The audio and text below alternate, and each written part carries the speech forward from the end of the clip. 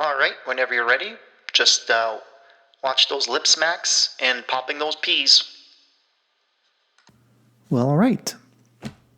Hello, everyone, and welcome to episode 13 of the Tech Loft Podcast. I'm your host, Sal, and in this episode, we got a few headlining title news articles here to share with you.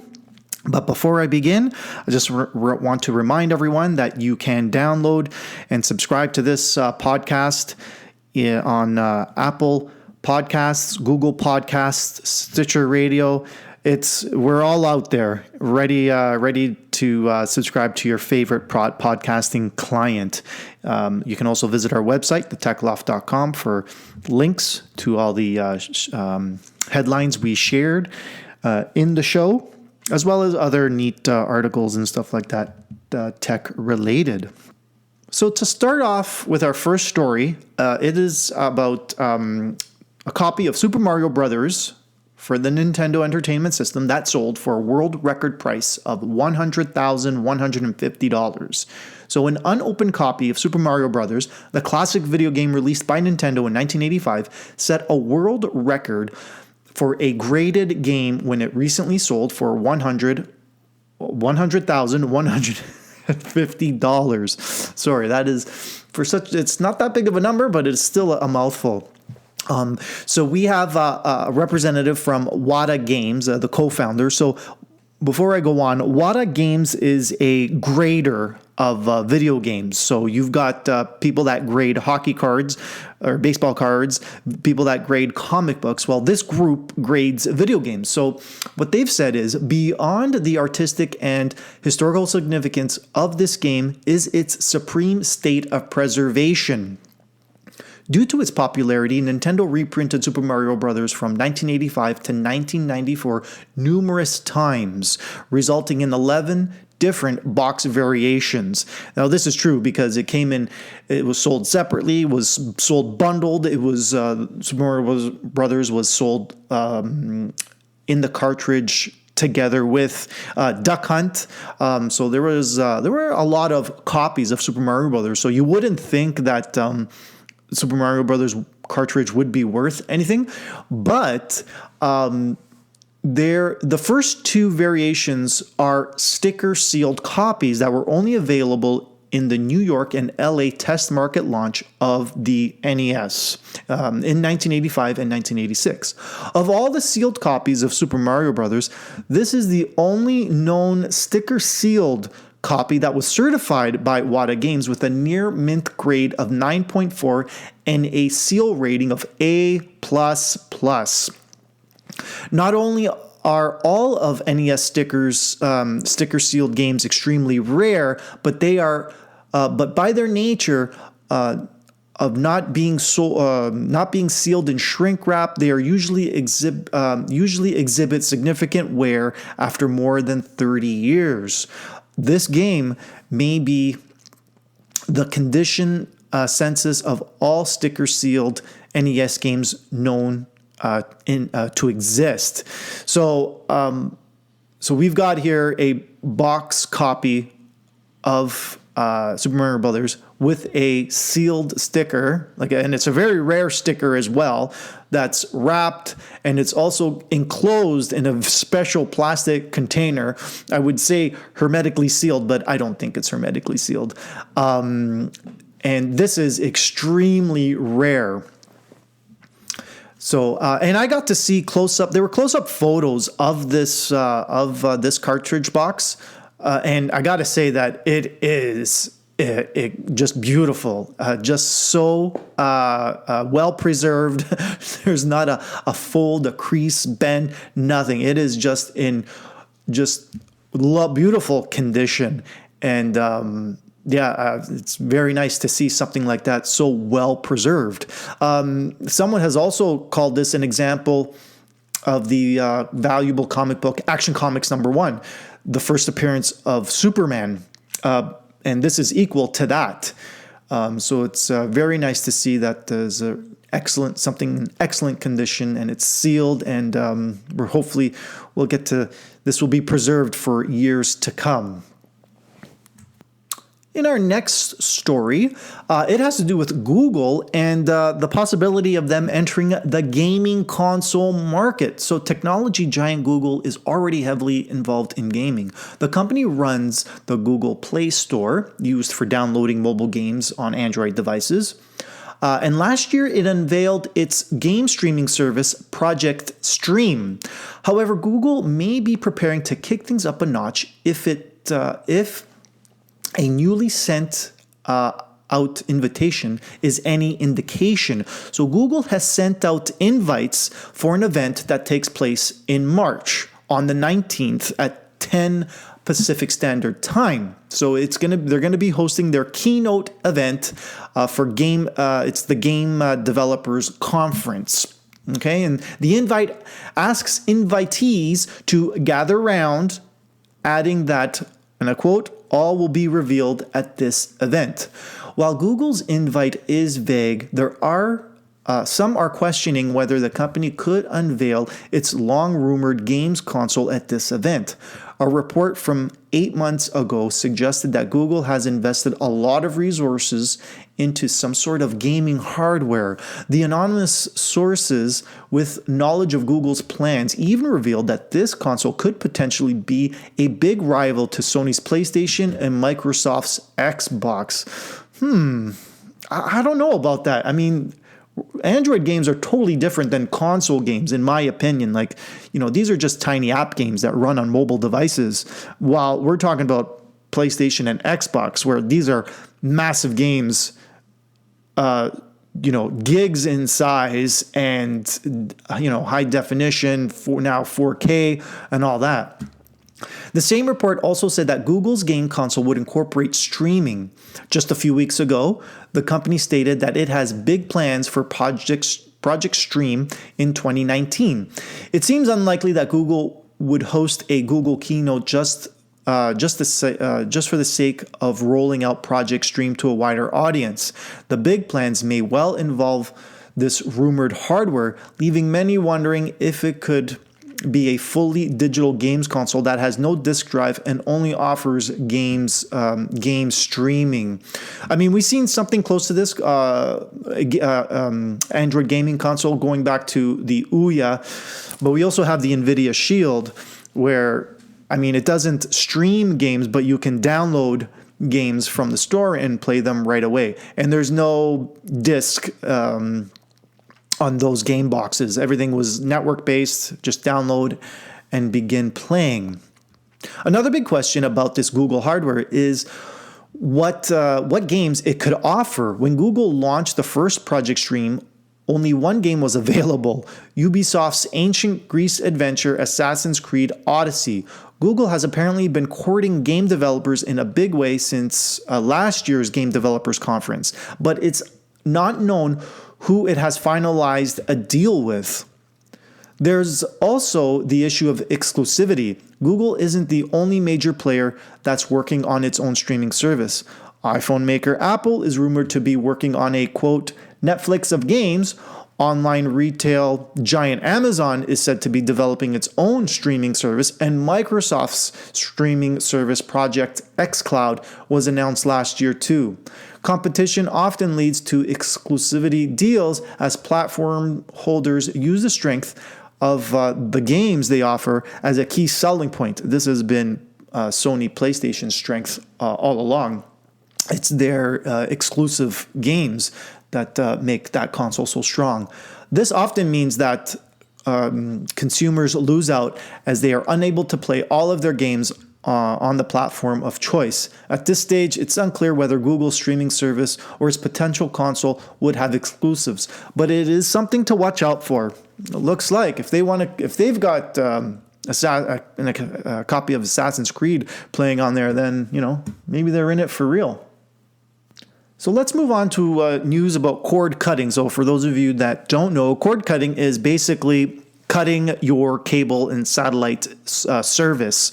I'm a big fan. I've been doing it for, I can't believe now, it's been over 10 years that I've cut the cord, and I've been just using an antenna. And now this article is from Fast Company, so it's got state numbers from the United States, but people are cutting the cord at an increasing rate. Cable and satellite TV services had another lousy quarter as cord cutting continues. Analysts have said that AT&T, Charter, Comcast, Dish, and Verizon have lost a combined 1.1 million subscribers year over year in quarter four 2018. So it's not getting any better. Satellite providers got hit the hardest by far, with Dish Network shedding 334,000 subscribers and AT&T losing 658,000 subscribers year over year. Those numbers do factor in live TV streaming, with Dish's Sling TV gaining just 47,000 subscribers and AT&T's DirecTV that's DirecTV Now, losing 268,000 subscribers. While both services were early to live TV streaming, they now face much tougher competition from the likes of YouTube TV and Hulu with live TV. So, if people can get live TV at a much cheaper rate, they're going to flock to that. Or better yet, just get it for free. Just, if you have the means, get that antenna up and just start scanning away and see what you can get. Because this is actually beautiful news, because TV subscription is just so damn expensive. They offer so much with so little to actually sit down and watch. They boast all these channels, but really, what are you getting out of it? Even the time. Do you even have the time to sit and watch those hundreds of channels? That's why you're just better off with just sticking an antenna and trying to locate some free streaming services. But we're not going to get into that.